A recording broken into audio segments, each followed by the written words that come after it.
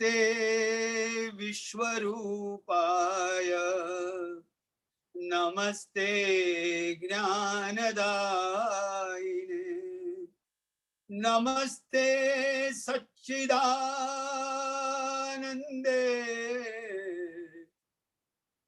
Namaste Satyasayine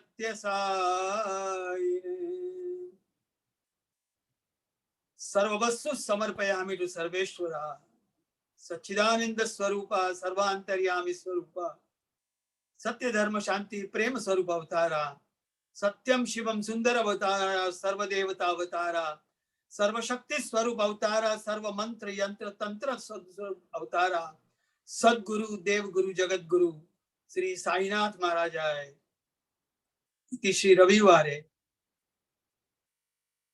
Sakala Vishwa Madhye Koti Koti Sashtang Namaskaram Prema Purvak Hriday Purvak Bhakti Bhav Shraddha evam Nishtha Purvak Punah Punah Samarpayami. My dear brothers and sisters of a beautiful country which has been blessed by the beauty of the nature in such profound way that it has become a center of visitors and tourists.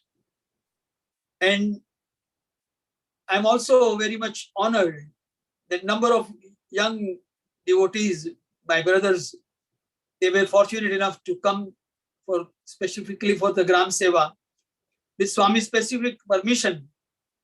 When Bhagawan gave me the instructions and when I mentioned to him that Swami, there are number of youths who are very keen to come for Gram Seva and join us with the brothers of United Kingdom, and Bhagavan graciously gave the permission. So I'm very grateful to them, and my humble pranams to all the Sai devotees of Mauritius and all over the world who have joined us on this satsang. Brothers and sisters, first of all, I'm taking the liberty that today's title of this satsang is Living with Master.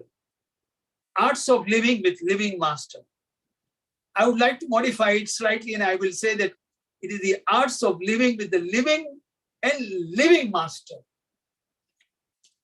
Brothers and sisters, Swami physically is not with us, but the matter of the fact is that he was not physical in the first place. He was all-knowing, all-hearing, all-seeing, omnipresent, omniscient, and omnipotent. And when the identity is encompassing the entire universe, how can we limit them or him to only a small place and say that he is physically present or absent? My understanding is that every darshan, every gesture of Swami, every interview that he blessed the devotees with, every interaction with the student community when he was giving the darshan, when he was going around on the sister side and blessing them, giving them path namaskar, having a chat, materializing vibhuti. In other words, everything that he was doing it in public eye or when he was even inside the Yajur Mandir, he was actually giving the signs of his divinity in such profound way, and he was always concerned about correcting us and putting us on the right path. My understanding is that when you are with Bhagavan Satya Sai Baba, our dearest Lord, you have to take only one step. Rest he does it. And when Swami said very clearly that when you walk with God, you always reach your destination. When you hold your hand, then you are bound to reach your destination. Our destination is to receive his grace. Our destination at physical level for all of us is that when we leave this world, we must reach his permanent residence, whatever name you want to call it. Is it Swarga? Is it heaven? Is it somewhere which is all the divine souls are residing? I would not like to limit anything to limit this Master. So wherever he is, we reach his lotus feet. It doesn't matter what time, how, in what manner, whether it is corona, whether it is cancer, whether it is heart problem. In whichever way that Swami decides ultimately for each one of us that we leave this world and go on a different journey to ensure that we don't come back. And even if we do come back, we come back as his ambassadors. So this evening I'm going to devote about certain things which I have learned sitting at the divine lotus feet of Bhagawan. The art of living. As a matter of fact, it is very wrong to say that it was the art of living. It is also art and science of living. Because every subject that you can think about under the sun, Swami had already covered it.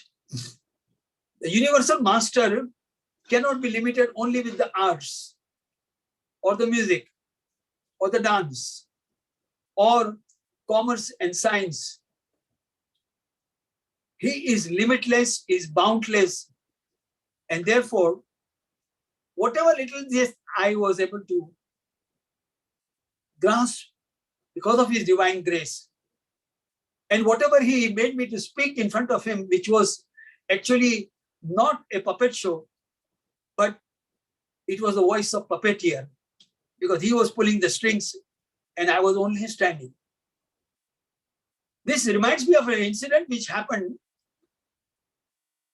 It was the birthday of Bhagawan Sri Sainath. In the morning, Swami came in after giving the darshan and he took me inside the interview room and he said, "Puppet, this afternoon you speak about how I used to celebrate the Ramzan Eid in Shirdi, in Dwarka. Brothers and sisters, I heard it and I was trying to understand it, and he asked me that, do you understand what I have spoken? I said, yes, Swami, you want me to speak. And I was wondering still, while I was talking to him, my subconscious mind was telling me that, how do I know how Shirdi Baba, hundreds of years ago, how was he celebrating the Ramzan Eid in Dwarka? And Swami held my hand and brought me outside the interview room, and he was standing near the door. I was on my knees, and in order to cover my ignorance, I said that, Baba, if there is any time left after having described how Swati Baba used to celebrate the Ramzan Eid, may I also have your permission to add one or two things and cover up the rest of the time? Then he said that, yes, you can talk about my teachings. Brothers and sisters, what I'm going to say you is rather unbelievable, and as a matter of fact, I did not believe it for quite some time. But then later on, I realized that with God, everything is possible. Only with God is it possible. Swami was telling us once in Kodaikanal that what is the spelling of impossible? I am possible. His alphabetic I and M, and the rest is possible, isn't it? So come afternoon, and Swami came in time, and he, as soon as he took the seat in the portico, he just looked at me and he said, ready? I said, yes, Swami. I remember when Swami told me that when God is ready, you should be ever ready. So I learned over a period of time that I should be always ever ready. I offered my salutation to Bhagawan Baba, as I have just now done it on all your behalf. And what happened was that I was going on in my usual way, and I suddenly found that I was, as a matter of fact, was not speaking, but there was another person who is exactly my duplicate. In other words, I was standing behind the podium, and that other person who actually manifested there, he was at the podium on the mic and he was giving the talk. And this went on and on and on, and I was simply standing there as a part of the audience, because Swami was sitting in the portico, I was standing next to him, and then this person who was manifesting as puppet, the duplicate of this puppet, the physical puppet, but that was the spiritual being which was manifested by Swami. It's very difficult to believe what I'm saying. I did not believe it myself.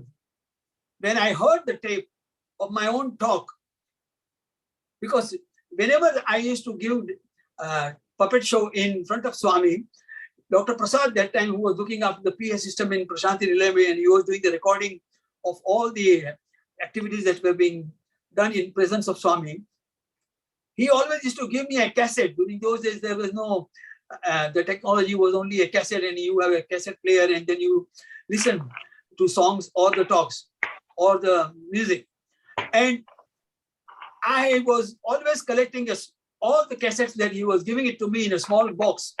But that day, I was very interested to myself to hear as to what I was saying, because I was not saying anything. I was just standing there. I managed to get the tape recorder through one of my men who is working with me for the last 30 years now, Lakshman. And he managed to get me a small recorder, and then I heard my talk. And I confessed to Swami that, Baba, it is only you can do it. At human level, it is impossible.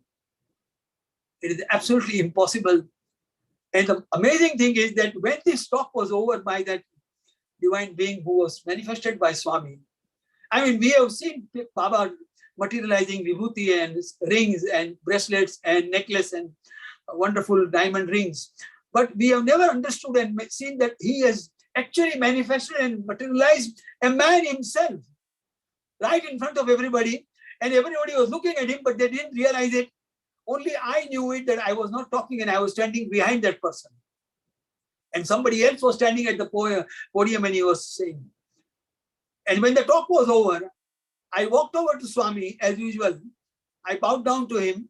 I took his blessing and he simply asked me only one thing. Puppets, brothers and sisters, please write it down in your mind and if possible in your diary. I'm repeating what Swami said that day. Because that became a mind-blowing experience for me, and it changed my complete personality. And that is why I have been calling myself a Sai puppet. All the talks which have been compiled in a book which is known as Divine Puppet here, because he is the one who actually is responsible for my saying anything about him, his teaching or his miracles or his divine mission. When I bowed down to Bhagawan Baba and when I took his blessings, he simply asked me only, he came a little forward from his chair and he said, Puppet, did you see it? I said, yes, Swami. He said, do you now realize it? I said, yes, Swami. He said, go and sit. Always remember this. How can I forget it? Swami is divine. That we know about it, we have read about it. Some of us have experienced it. Swami once told me, first feel it, then know it, then experience it, and then realize it. Puppet. That's how you work with the Lord. And after that particular incident, prior to that, I had given few talks, maybe 10 or 15, and also in Kodaikanal and also in Whitefield and also in Trai session. But this particular incident which happened in Prashanti Nilayam on Swami's divine celebration of Ramzan Eid in Dwarka Mine, and me not being there in any case at physical level, or even if I was there in my previous birth, I would not have the memory of that incident. But Swami made me realize and made me speak exactly the way the Eid was being celebrated. And then I was made to realize that it was not Mr. Puppet who was speaking. It was the divine puppet who was standing there as Sai Puppet.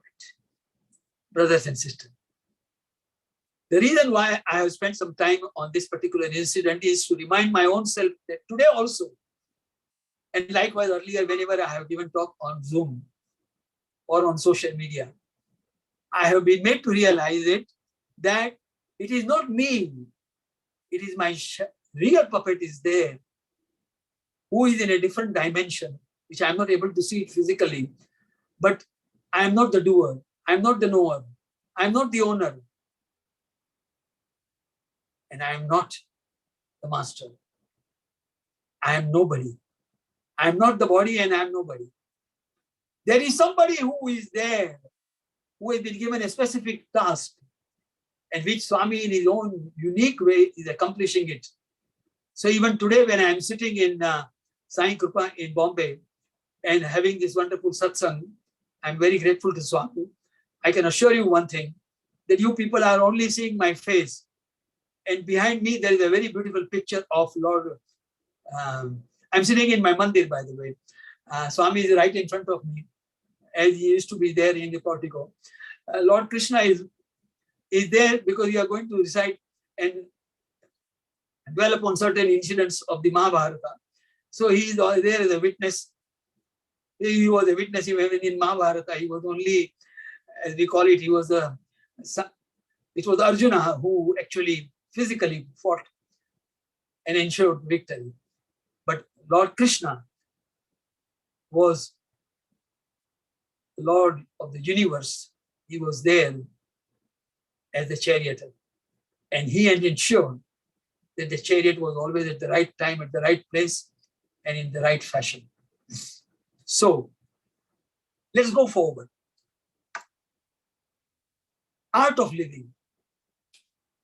We were discussing once with Swami as to Baba, when Lord comes in the physical form, how one has to interact with him, how he should be mentally, physically, and spiritually enlightened, empowered to receive the message which divine wants to give it for the benefit of the individual and for the generations to come. And Bhagawan, in his own unique way, in one breath, he said, puppet, purity, divinity, no. Let's start with the beginning. And Bhagawan then just looked at me and he said, puppet, simplicity, humility, nobility, sincerity, honesty, loyalty, integrity, intensity, persistency, consistency, equanimity, unity, purity, and divinity. In one breath, I try to copy it. I will repeat it.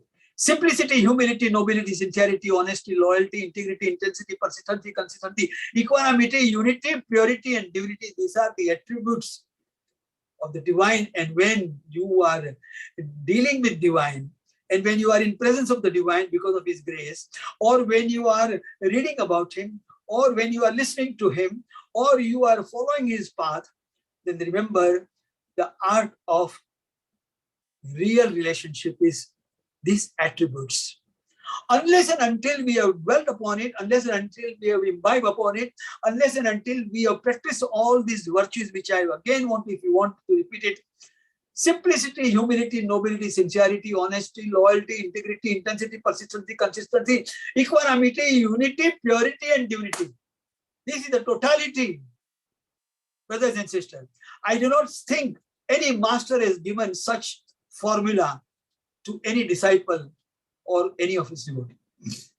I am sharing this because many times, if you read the book, or if you go back to, if you go to the YouTube and if you listen to some of the puppet shows which are there, put up by Radio Sai or some other organizations in other parts of the world, you probably will hear this formula which I have just shared with you. So today we have to remember that we got to be very simple, because God is very simple. I remember once, Swami was giving me the instruction, and then he just looked at me and he said, puppet.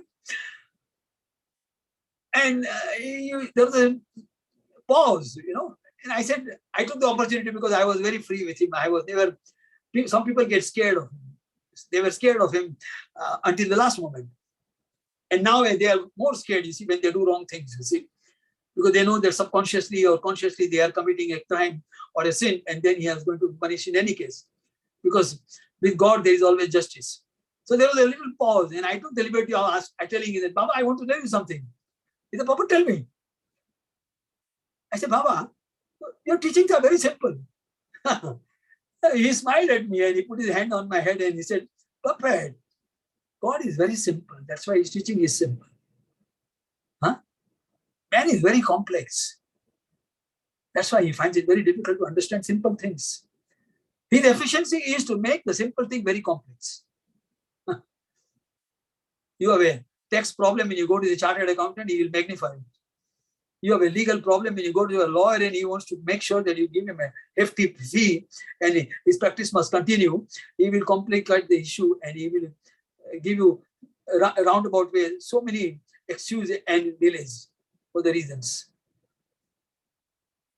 So, brothers and sisters, God is very simple.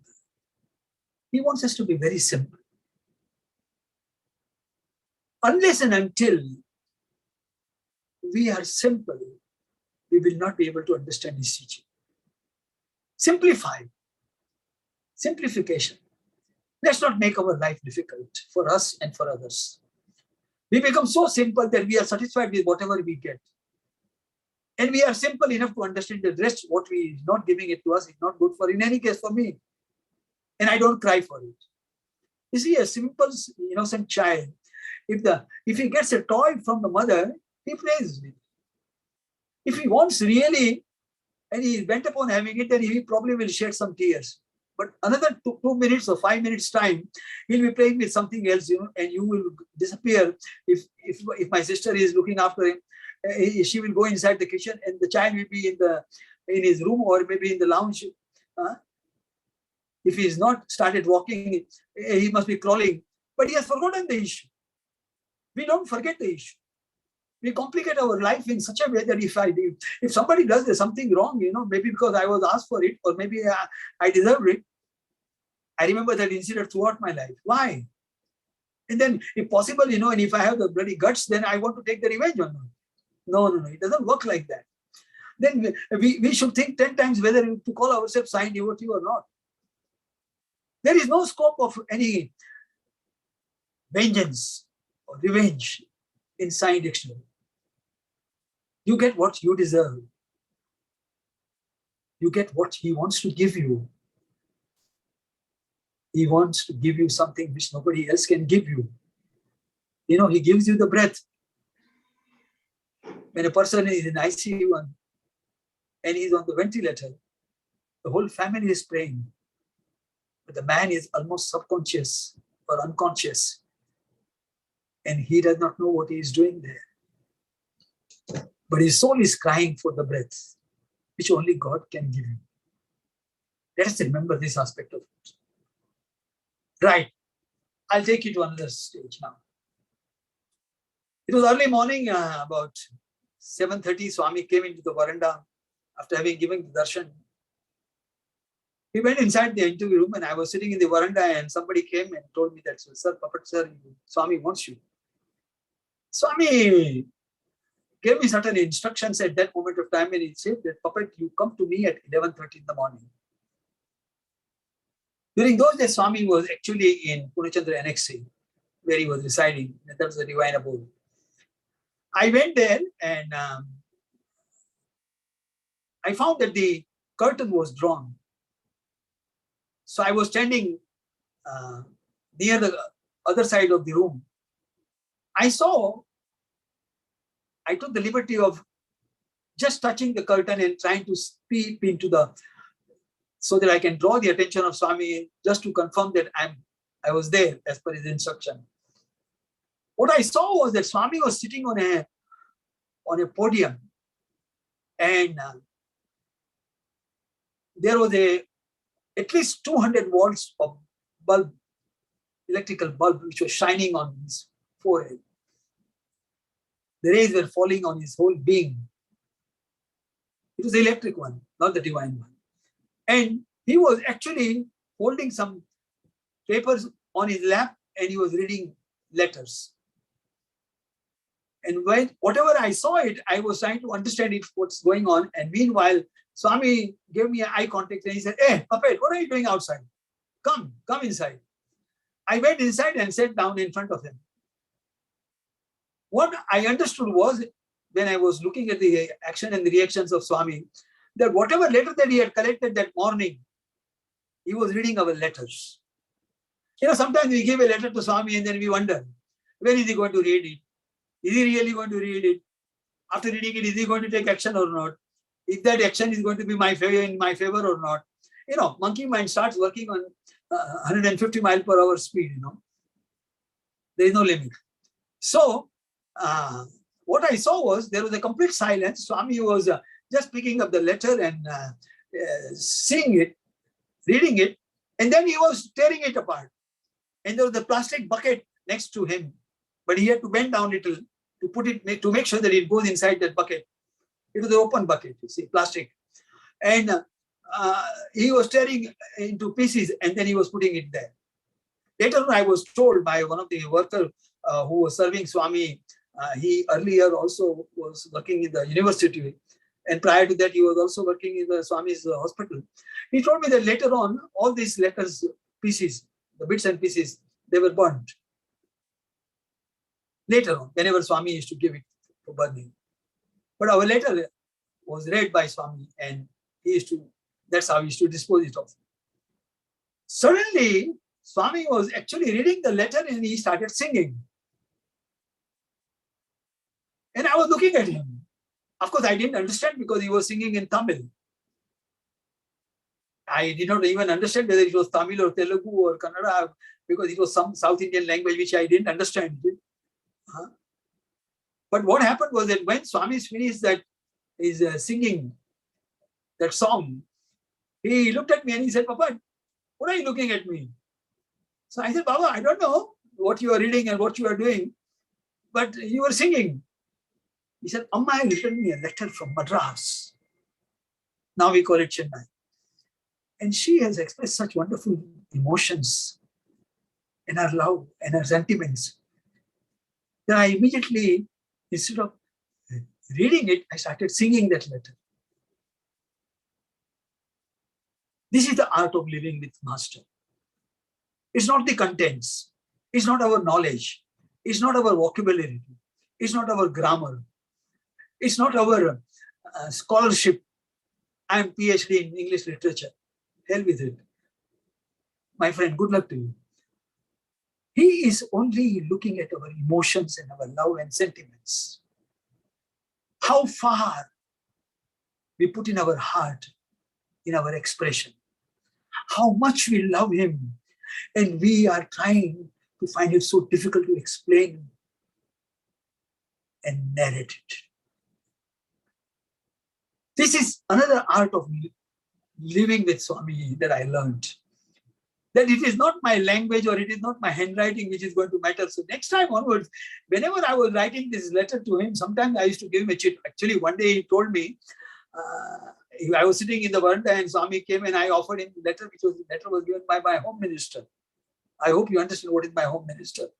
I'm not talking about Indian cabinet. I'm talking about my Sai Kripa cabinet. My dear wife, she had given me a small piece of paper and she had told me that, look, in the ladies' side, I may not get a chance, but give it to Swami if you get the chance.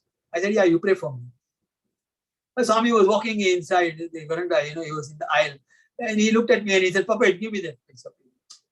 And then he read it there and there only. And then he just was holding it. And then he looked at me and by the time I did Namaskaram. And he said, Papa, tell her also, and for you also, there is no need for me to write any letter. You just close your eyes and tell me and I hear it. You do not have to shout. Neither you have to remind me. My listening power is perfect. You do not have to repeat it either. Once you have told me, it is done. I don't need reminders. I don't need you to shout. I don't need you to read.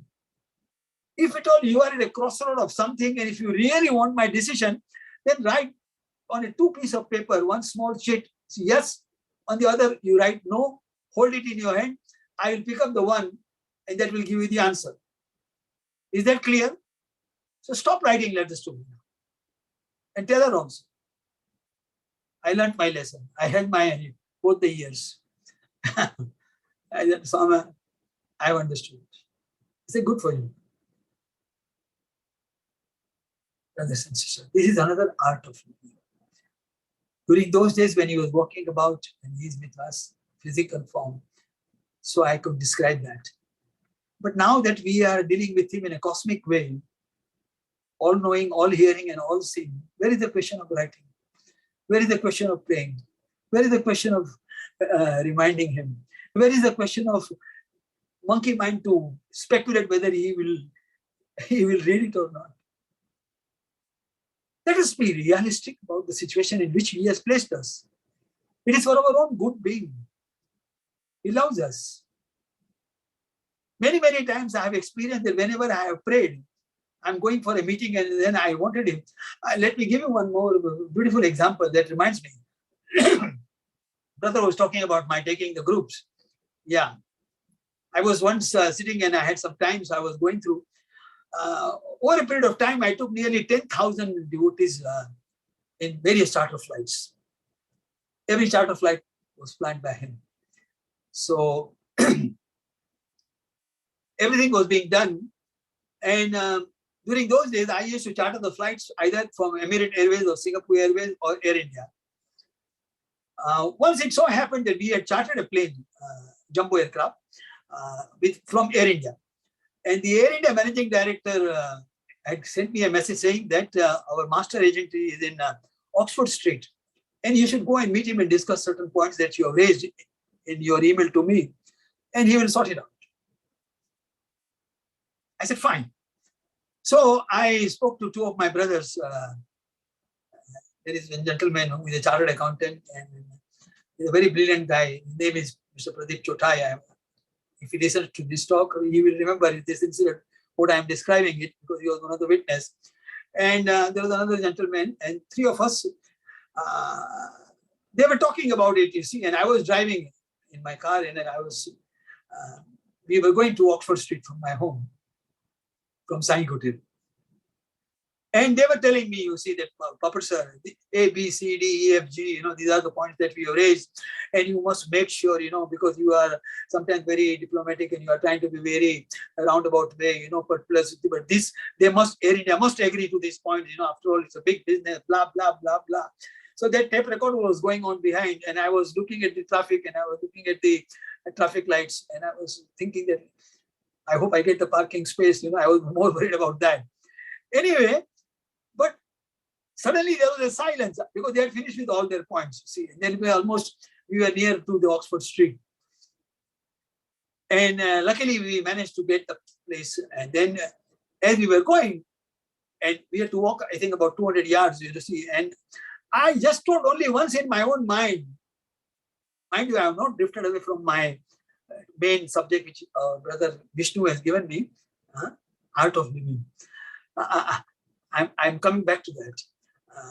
I just prayed in my mind to Swami. I said, Baba, these boys, they have been telling me about all this thing, blah, blah, blah, blah. The record was on, you see. And I didn't say much because I was driving, but make sure that these people, give them joy. We went there. The managing director, of course, his secretary came and told me that, sir, you can go in. He was in his cabin. Big man, you see, managing director, master agent of the United Kingdom and Europe. We went there and he looked at me and he said, Mr. Popat, how are you? I said, fine. And then he wished us and good morning, good. Everything is good. I said, yeah, all is good with the grace of Baba. And he said, I want to talk to you, see, because by the time my brothers who had come with me, they had already opened the file and they were about to, remind me and also draw my attention to that and then start the discussion and come to the bloody point. And the managing director said that, Mr. Popat, I would like to tell you something, you see, before you start off. I said, please. I was really, to a great extent. Brothers and sisters, listen very carefully. That man is not omniscient. He is a human being. He went by one all the points that we had discussed in that car, which I was driving. He wasn't present. He went point by point to all the points. And then finally he said that we have decided that we agree in totality and all these points are accepted and we will give you all the facilities you have requested it. So, brothers and sisters, this is one art of living, one facet of art of living, that you pray in your own heart and it reaches in because he is Hriday Nivasi. He is omniscient, no doubt, but he is also within you. So what I was trying to tell you was, and convey to, that let us first feel that he is with us all the time. So brothers and sisters, we must have that much of conviction in our own mind, isn't it? That once I have prayed to Swami, I don't have to remind him. I don't have to worry about it. I don't have to dwell upon it. I do not have to lose my good night's sleep because of that. I told him, that's it. If you think that it is to be done, it must be done, and he will do it. If it is not in your favor, and if it is not required to be done at that moment of time, maybe the time factor is not essential. Maybe the time factor is very vital. So leave it to him. No? Once you leave it to him, my problem is that I keep chasing him. Does he owe anything to us? Is there any justification in reminding him again and again and again? If somebody reminds me at physical level, what is my answer to him? If I am the managing director of a company and somebody comes and tells me 10 times, what will I tell him? I'll call the head clerk and I will tell him that I said, look, this guy is crazy, he's coming and bothering me. Tell him not to come to me. Go to the proper channel. I don't want to listen. I have no time. I've got many other things to do. I'll give you 101, firing. But with God, we can escape all these things because he keeps quiet. He keeps smiling. He feels sorry, actually. That despite all the love, despite all the grace, despite all the Satsangh speaks volumes, I don't know how many of them. I don't know how many of you have read them. I don't want to put you on the spotlight. How many discourses he has given? Just imagine in Prashanti Nilayam, how many discourses he must have given. You can't count it. They are in thousands. Brothers and sisters, after having heard all this wonderful spiritual knowledge from him directly on one-to-one basis in the interview, where is the necessity for us to remind him? Where is the necessity for us to worry? That's why Swami always said, hurry, worry and curry. Please don't go and entertain yourself. If you are in hurry, you might fall. If you are in love with curry, then one day the doctor is going to tell you that you've got a stomach problem. And if you keep on worrying, then your heart is going to tell you that it's time to go. Because the pressure will go on the heart only, isn't it? Then people will start praying for you. Not for your living and long life, for your going. So, we'll go to another facet of Swami. It was a water project which was launched by Swami, in the Anandapur district. And I had heard about it and I was very anxious to go and see it for myself. But then I thought that if I go alone, then I'll be very selfish. Because that is one thing which I realized with Swami. That was another reason why Swami was encouraging me to come with lots of devotees and groups and also doing Gram Seva. So one day I was sitting with Swami and I had lunch with him. And after lunch, we were sitting in the lounge. Swami asked me, Ila Samacharam, Kya Samachar? What is the news? I said, Baba, I understand that the water project, Anandapur, there is a big reservoir and main station is already functioning. Pure water is flowing. I would like to go and see. So he said, yeah, who is stopping you? You go. You got a car or I'll give you my jeep. I said, no, sir. I said, Baba, I need your permission to bring some people from Nigeria. I go there very often. I go to Ghana and Nigeria for my business. So can I bring some people from there? Because London people are coming in any case, but this is a unique opportunity for them. He said, yeah, go ahead. But bring a small group. I said, yes, Swami. So after I went back to London, you see, I managed to find time. And in any case, I was to travel very often during those days. Even now I am traveling a lot. So I went to Lagos and then I called for a meeting. And I briefed them. I said, look, I've come back from after meeting Swami and Swami has told me that you can bring. So those of you who are interested, let's have a meeting in London whenever it is possible so that I can brief you properly and be what we need to do, what arrangements are to be made. I will do everything physically, but mentally you should be ready. So consult your wife, blah, blah, blah. And when you make up your mind, let me know. Anyway, to cut the long story short, you see, I finally got the okay from them. And we were 20 of us. And I sent a message to Swami through Indu Bhai. Indubai was in Bombay at that time. So he said, I will speak to Swami and I will tell him. Swami got the message from Indubai, and then Indubai, one fine morning, I had a phone call and he said, yeah. Swami says, Santosham. I said, did he give any further instruction? He said, no. He said, Santosham. I said, fine. So we decided to come. So there was, during those days, you see, the flights had just started to land at Puttaparthi airport. Anyway, there is another story, but I don't know how to mix it up. So let me continue with what I'm saying. What happened was that we landed at Bombay airport, and from there, we were supposed to take the connecting flight to come to Puttaparthi. You'll be surprised that at the Bombay airport, at that hours of time, it was, I think, about early morning, 7:30, if I'm not mistaken, Indubai Shah was standing on the arrival lounge with the badges in his hand. There were 20 badges. And he gave it personally to each one of us, and he said, we were in whites, because I had told him that we will go in white and come back in white. So we are not wearing any, we are not going for fashion parade. So he gave us the badges, and then he said that I have arranged for your breakfast. So we are going straight to the breakfast, and then after the breakfast, we come back to the airport. Meanwhile, your flight will be ready to take off. So we have nearly 2 hours time. So he took us to a 5-star hotel. We had breakfast. I was not allowed to pay. Neither any of us paid. But we were told that now it is time that we should go to the airport. So we left. When we came to the airport, that is Puttaparthi airport, Mr. Gupta, who was then the managing director of the Lloyd's Steel, he was standing there. So I asked him, I knew him, I used to meet him in Varanda.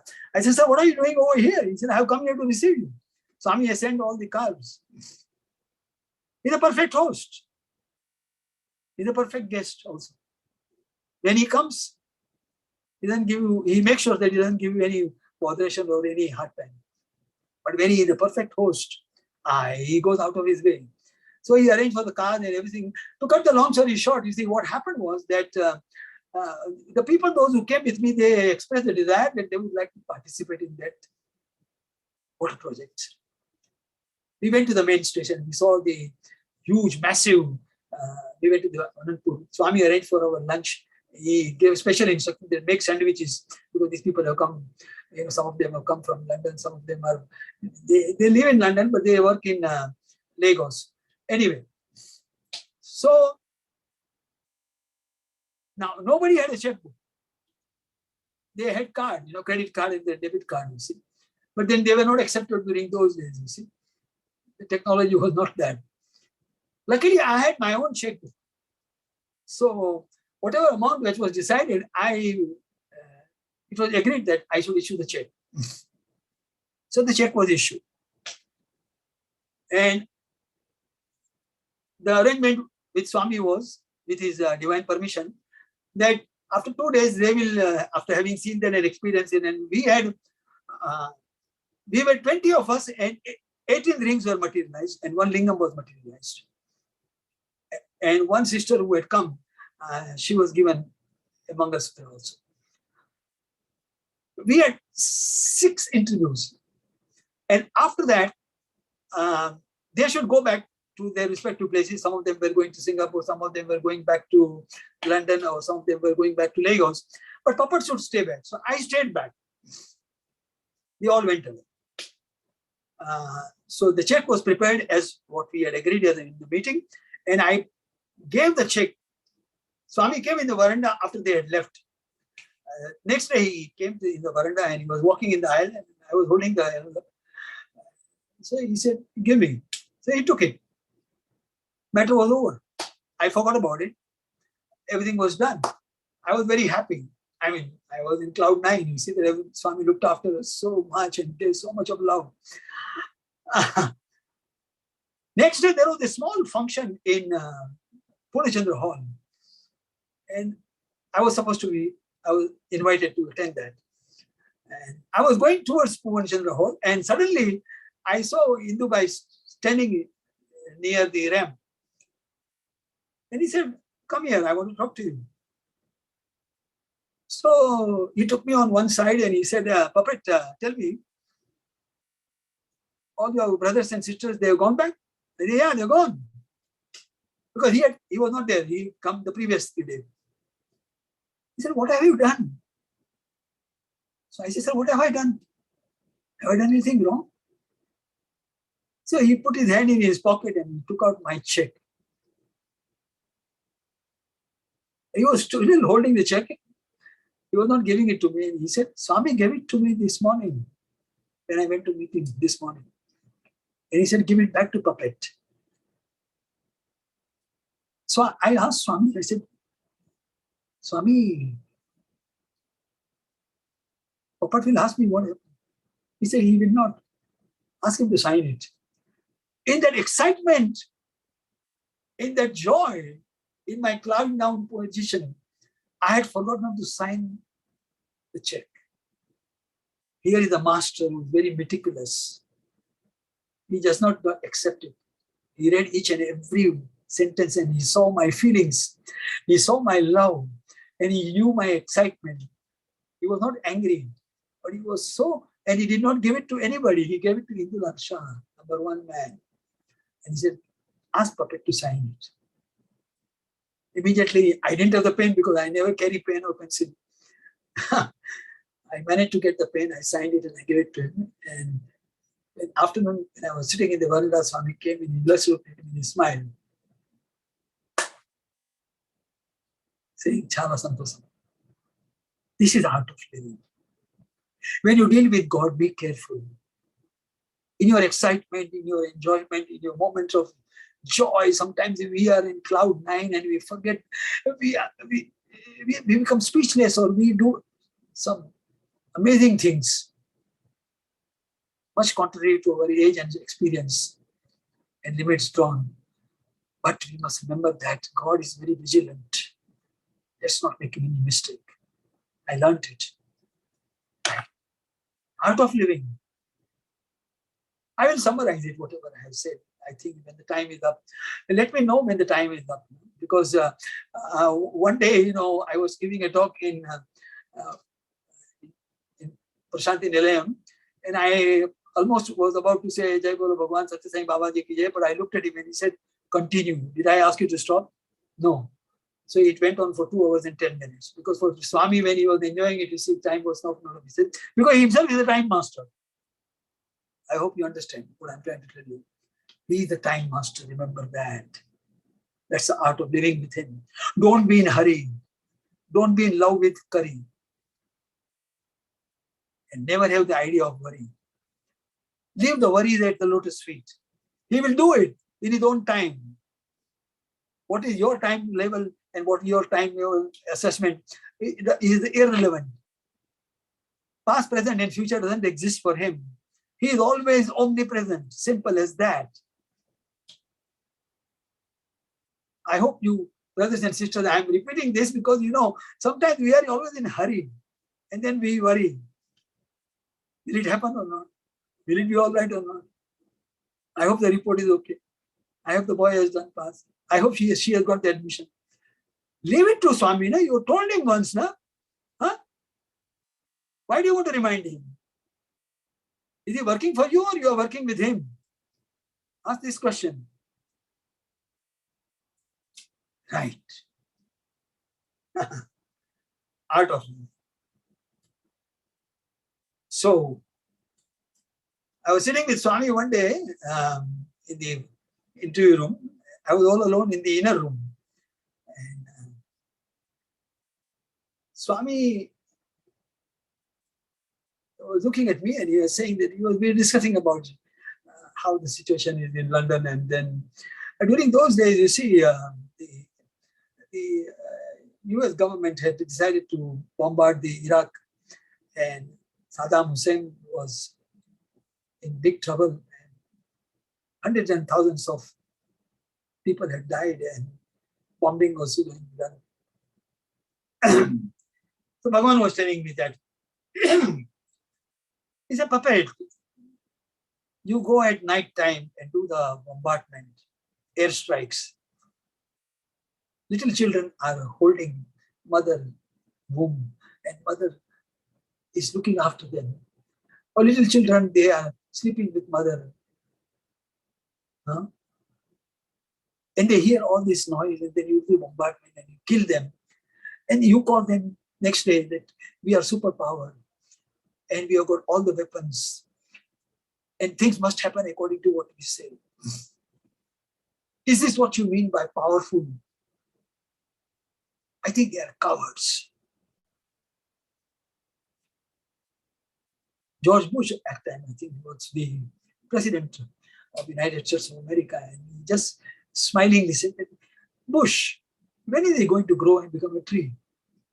Huh? Bush is little. When is he going to grow in the stature of Lord Almighty and follow the moral conduct? So this is another thing which I learned sitting at the lotus feet of Bhagawan, that our power should not become obstruction in our development and growth. Our power should not become the cause of worry for the poor and people, those who are on the other side of the waiting. Our strength should not become our own weakness. Let's be very conscious about that. God is not looking at your power. God is looking at how you are using that power. Manav Seva is Madhav Seva. That's why he said, love all, serve all. I remember once I was sitting with Swami, you see, and that reminds me of another incident. I've got thousands of incidents to tell you, but I know time is, one has to respect the time. That reminds me once I was going back to London and Swami told me, what time is your flight? I told him the time. I said, this is the reporting time. So he said, Puppet, if you respect the time, time will respect you. Another art of living. You respect the time and time will respect you. You don't respect the time and then things will go haywire. So, brothers and sisters, small things he taught us with so much of love. And when we realize and contemplate upon it, then we realize it that yes, once we were discussing about this, the art of living with Swami in the inner room. I was alone with him. And he said, Puppet, this evening before the bhajan, you give a talk. Puppet show jayega. Huh? Ready? I said, yes, Swami. So what are you going to speak? I said, whatever you say. He said, Bolo, swastha raho, vyastha raho, mastha raho. I know there are many people who have joined us on this Zoom. They may not be knowing Hindi, so I'll translate it for their benefit and my reminder. Swastha raho means be healthy. Vyastha raho means be busy. And mastha raho means be happy. Very simple. How simple it is. Like earlier said, that God teaching is always very simple. Swastha raho, then he explained to me. Be healthy. How? And why? Then he elaborated. Be healthy from head to toe. All faculties must be working not to the fullest extent, but in an extent where it is not become misused. Use them, but don't misuse them. That's number one. Swastha raho, vyastha raho. Be busy. Busy doing what? Vyaparam, vyaparam, vyaparam. Counting money, more money, more money. Huh? One branch, another branch. You've been promoted as manager, now you want to become general manager, then you want to become director, then you want to become executive director, then you want to become the bloody chairman of the company. Why this greed? Why? Why that competition? Why so much of time, money, and energy is being wasted and the life around us of our family members becomes a curse. God will give you at the right time what you deserve. He's not obliged to give you what you demand.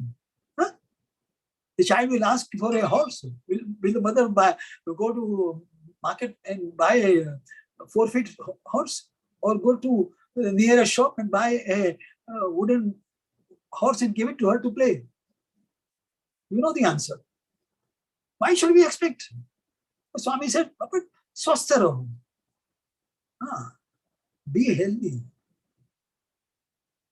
Vyasta raho. Be busy.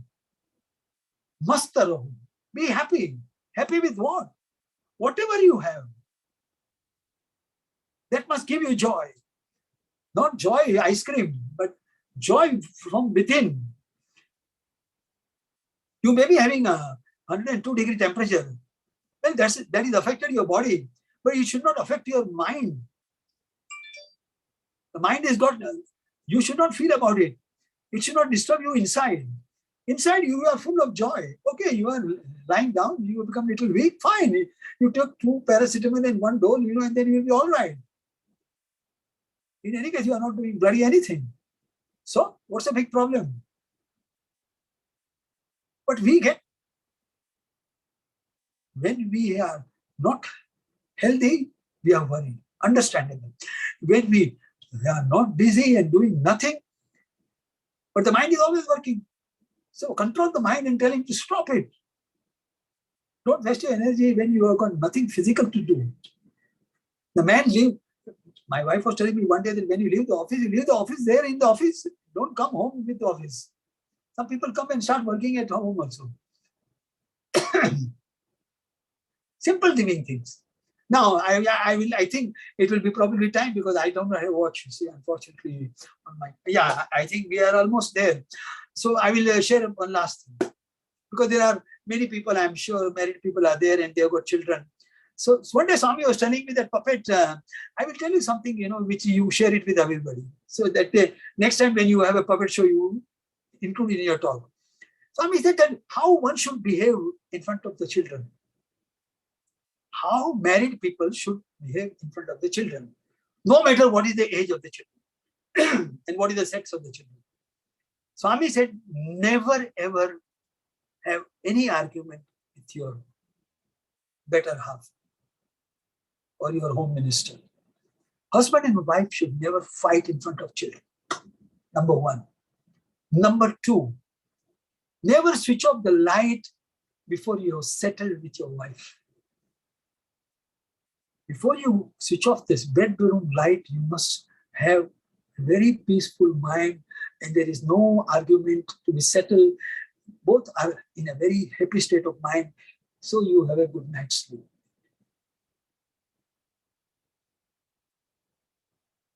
These are the 2 things which will make family very healthy and happy. If the husband and wife, they are at crossroad, the children will learn it. It will go in their subconscious state of mind, and eventually they might turn out to be like that. So brothers and sisters, now I think it is time. Correct me if I am wrong. It's time for, if there are any questions or if there is anything that which I could share with you.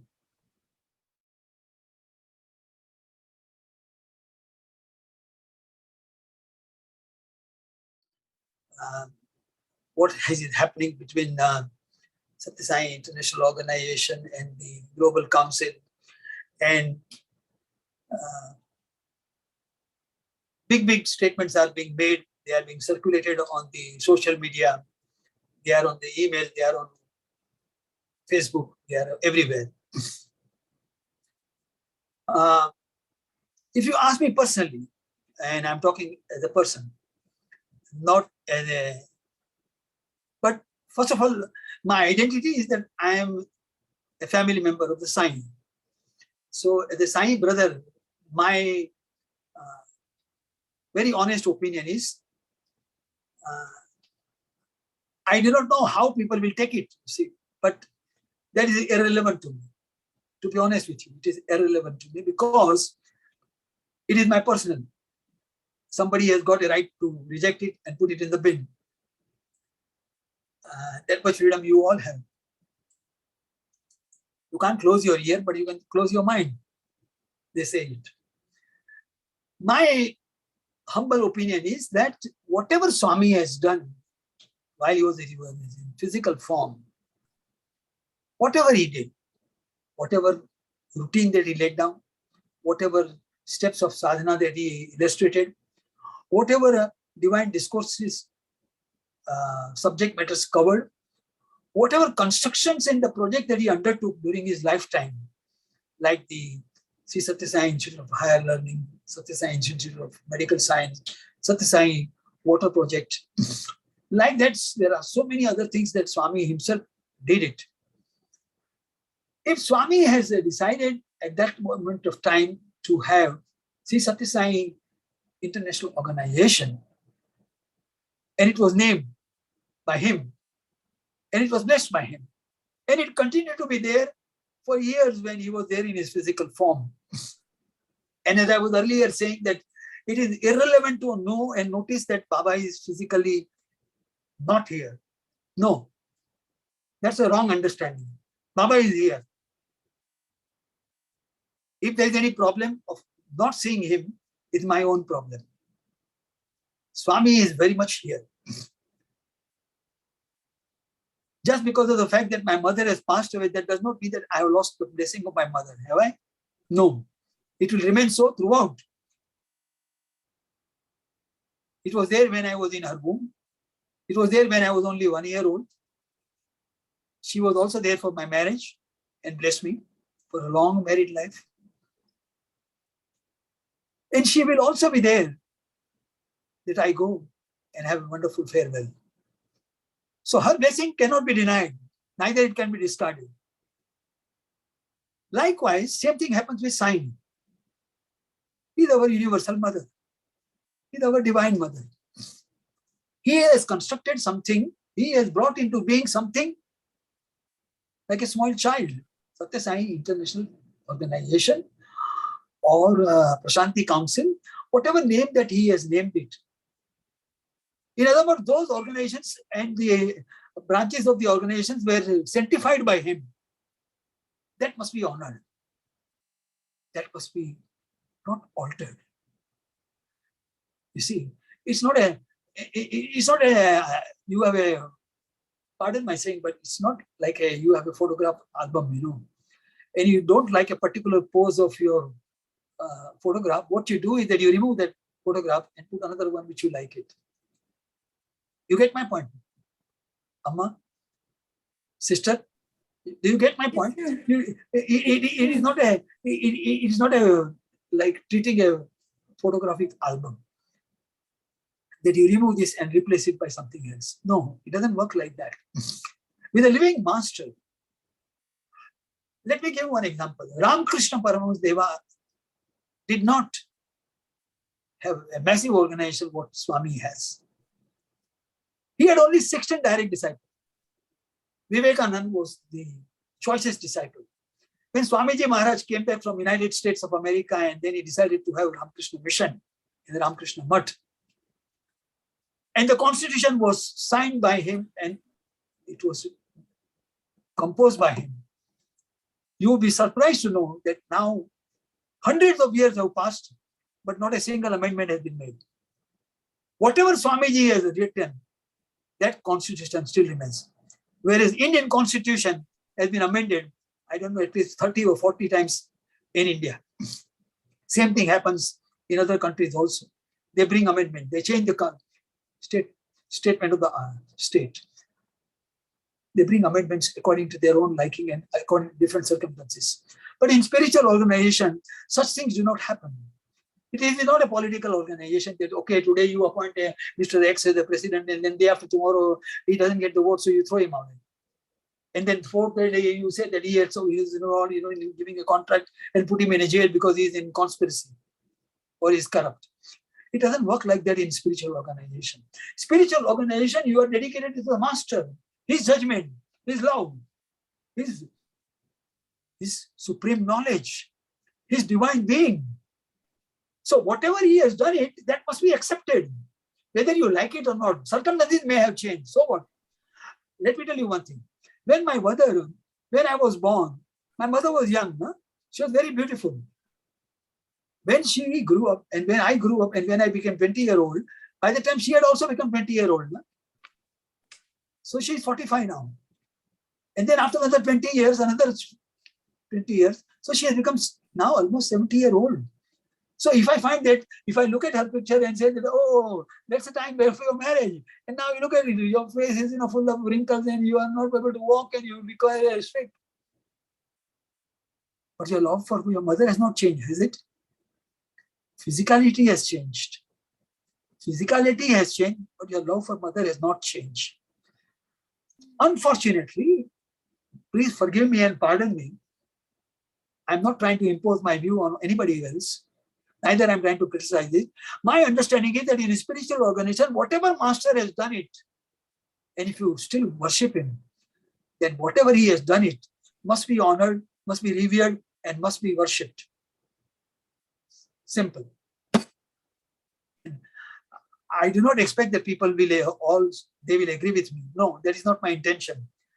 But I can tell you one thing, that tonight before you go to bed, ask yourself, how did you treat your mother, and how, when the changes took place, was her love changed?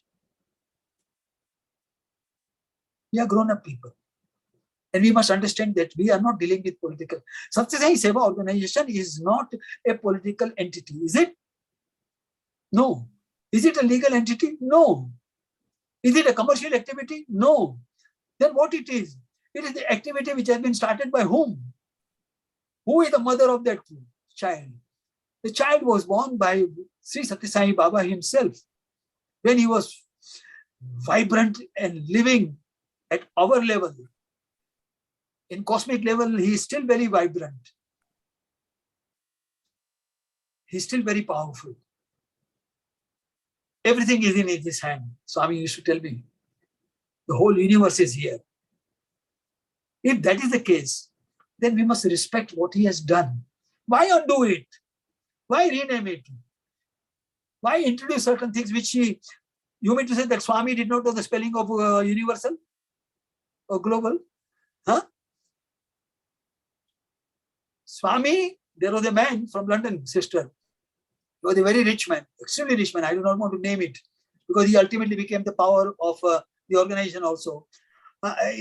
One day he was sitting inside the interview room, and then Swami was talking to him in English and I was there. So Swami was speaking in the language, English language, obviously because Swami was not very worried about what accent is there. So he was saying like the South Indian people speak English, you see. And this gentleman who was sitting next to me got the idea that Swami, the knowledge of English is very limited. Look at it. We took it as physicality. He thought that Swami's English is very, basic. And Swami, all knowing, all hearing, all seeing, he knew it, what was in his mind. He immediately changed his style and he started talking in typical Oxford English. And then he smiled at him and said, "Are you happy now?" And then Swami said, "Don't try to judge me. We are doing that now. We are trying to judge the judgment given by Swami. You mean to say that at that moment of time, whenever it was, let's not worry about the date and the time. When Swami created something, he gave a particular name. You mean to say at that time his knowledge was not encompassing? Was it not complete? Was it not divine?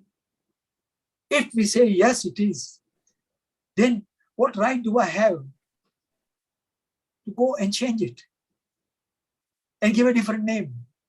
And by creating that situation, there is a discontentment, there is a discouragement, then there is a question of competition and rivalry and pull and push. Then what is the difference between us and Congress party and ruling party? Huh? I leave it to you. Maybe I am wrong. Maybe I have no right to say so. But I'm living in a country which is 140 million people and everybody has got a right to speak. Right. Next question.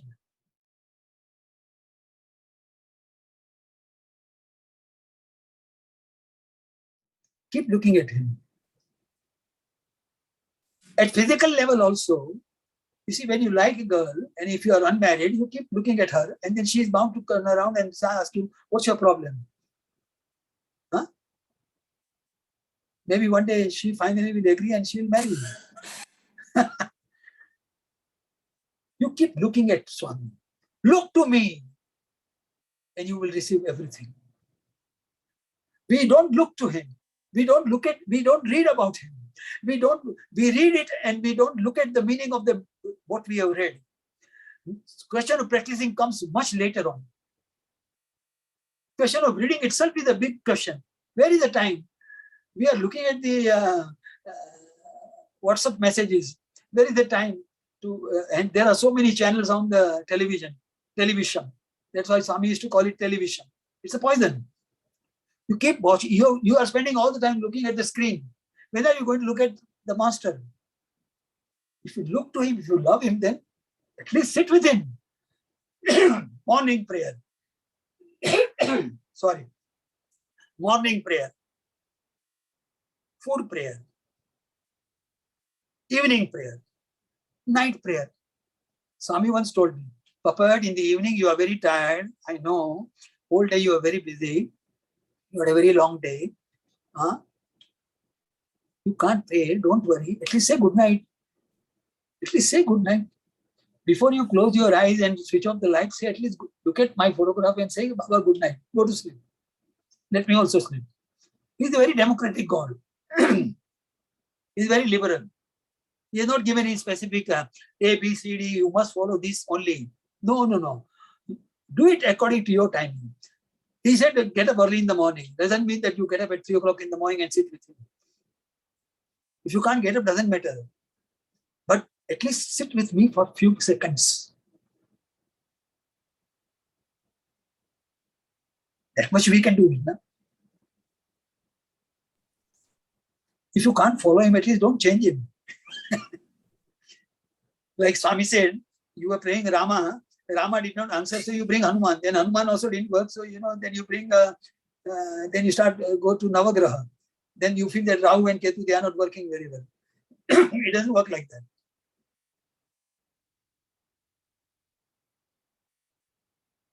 Hold on to him. Love him. Love him from the core of your heart. Do you miss Swami? I'm not asking you, sister. I'm asking everybody. Do you miss Swami? If you really miss him, then your tears will start rolling down from your cheeks. If I really miss him, we always write on the WhatsApp, we miss you, my dear. Do you really miss Swami? If you really miss him, then why don't you love him? And if you love him, then whatever he has done, why you undo it? Then whatever he has said, why don't you, if you can't obey it, at least don't humiliate him. If I don't love my mother, for some reason, I should not, okay, I may be angry with her and I may not talk to her for one day. I should not call her as auntie, isn't it? That will be insult. That's humiliation. Auntie is auntie. Mother is mother. Don't substitute the names. Baba is Baba. I accepted him as my father and mother. He is my divine mother and father. I love him. I can't humiliate him by undoing what he is doing. Tomorrow you will say that I will close down the hospital. Day after tomorrow you will say that I will close down the university. Day after tomorrow somebody will get up and he will say that I will not teach spiritual science here. Then, and you say that science is God and science is in Prashanti and science is everywhere. First make up your mind. Who is science?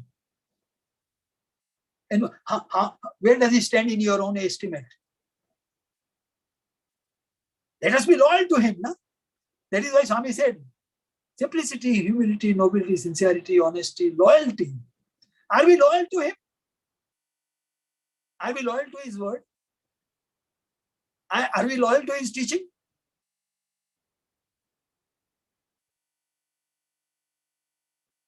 What more can I say? Well, if you don't, if some people in the audience or if some people in the world, when they will see it on the YouTube, if they don't like it, they can have 2 more gulab jamun or rasgulla. This is what this is my personal opinion. I'm not suggesting that you should follow it and you should obey it. I'm only bringing it out because the question answer session is such where answer must be very candid. If I don't know the answer, then I should be honest enough to admit that yes, I don't know the answer. That's how I have been trained by Swami.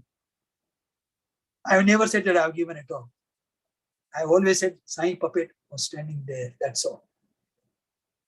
I said only what he wanted to hear. I would like to say only one final thing. I'm grateful to Satya Sai Seva organization of Mauritius and all my brothers and sisters for having arranged this wonderful satsang. If there is one beneficiary, I'm repeating what Swami once told me. I had given a puppet show, and next morning when Swami came, he called me in the interview room and he said, "Yesterday, puppet, you spoke. Who heard you?" I said, "Baba, the PS system was working. You see, I think there were thousands of people sitting in Sai Kulwant Hall. They all must have heard it." He said, "Is that so?" So I said, "I think, Baba, everybody must have heard." He said, "Puppet, who heard you? You. Because your own ears are near to your own mouth. So if today's satsang, if you all have heard it, good luck to you. I'm very grateful to you. But the biggest beneficiary is my own self. Because I have heard myself what I have spoken. So for having given me this benefit, I'm very grateful to each one of you. Thank you very much. Jai Sai.